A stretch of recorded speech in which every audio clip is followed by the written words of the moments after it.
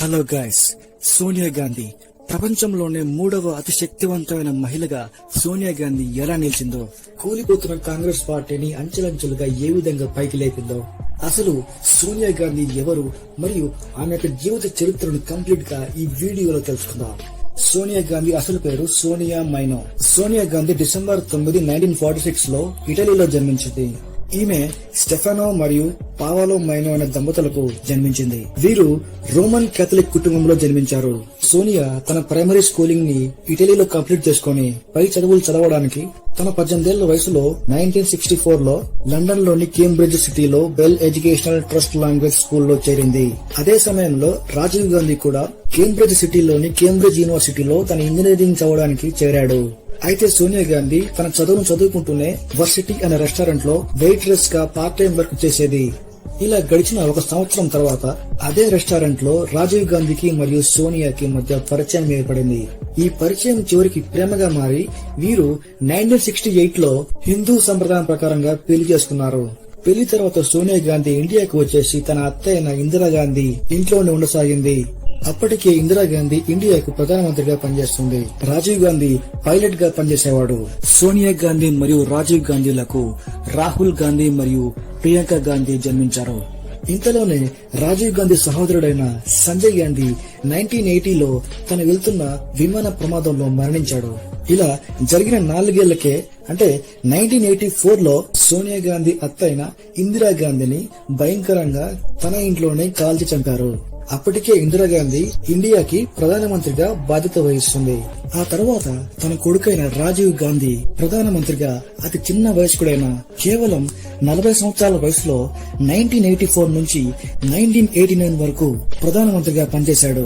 ఇంతలోనే మరొక విషాదం జరిగింది. అది 1991 మే 21లో జరిగిన సంఘటన.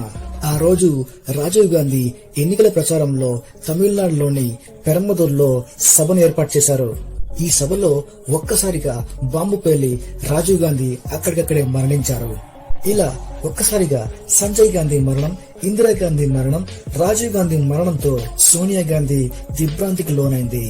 ఇలా రాజీవ్ గాంధీ మరణించిన వెంటనే అక్కడి కాంగ్రెస్ నాయకులందరూ సోనియా గాంధీని ప్రధానమంత్రిగా ఉండాలంటూ ఫోర్స్ చేశారు. అప్పుడు సోనియా గాంధీ దీనిని తిరస్కరించి కాంగ్రెస్ లో సీనియర్ లీడర్ అయిన పివి నరసింహారావును 1991లో ప్రధానమంత్రిగా కూర్చోబెట్టింది. కొన్ని సంవత్సరాల తర్వాత కాంగ్రెస్ నాయకుల మధ్య విభేదాల వలన 1996లో కాంగ్రెస్ పార్టీ ఓడిపోయింది.